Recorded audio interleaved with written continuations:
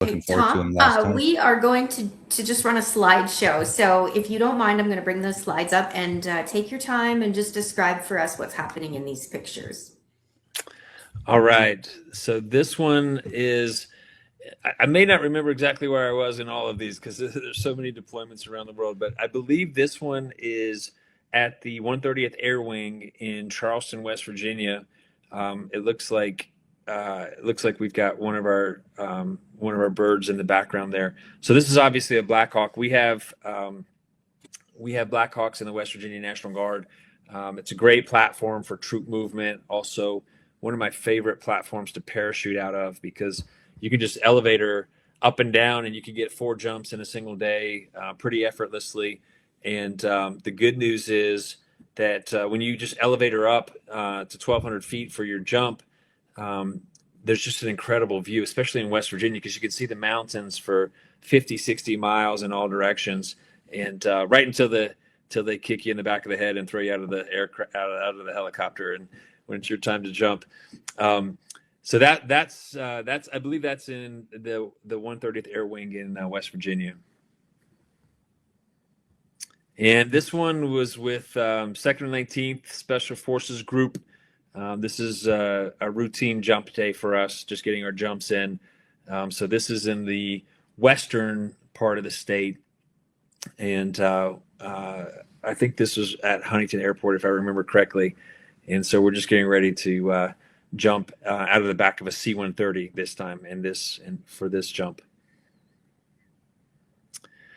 And this is just me in a beautiful part of our state. This is over by the where the New River meets the Gauley River, and just a beautiful cascade.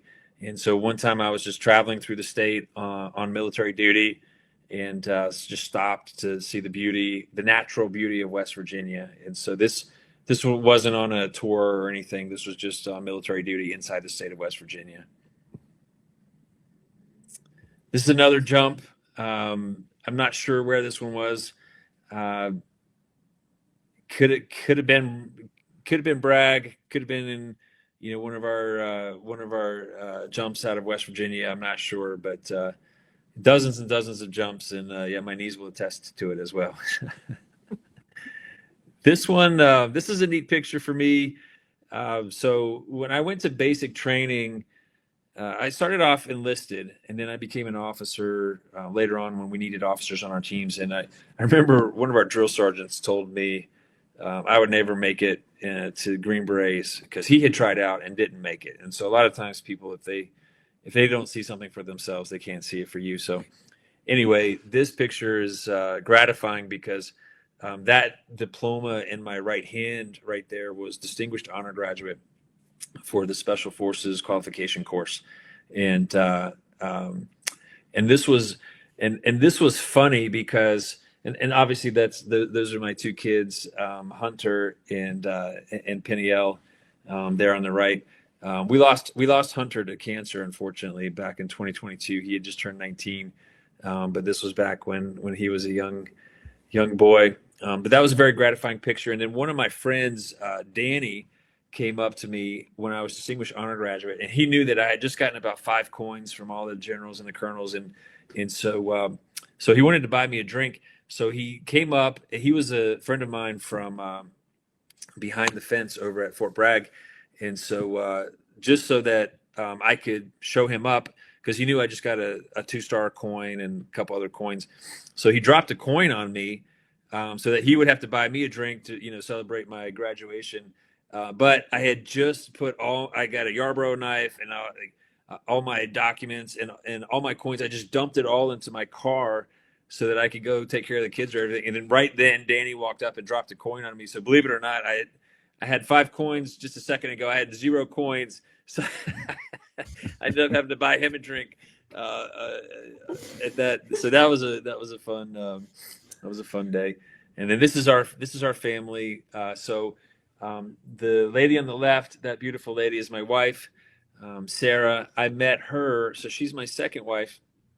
I met her on a deployment to Macedonia. I was working with Croatian, Albanian, and Macedonian special forces, and I met her on the very last night I was in country.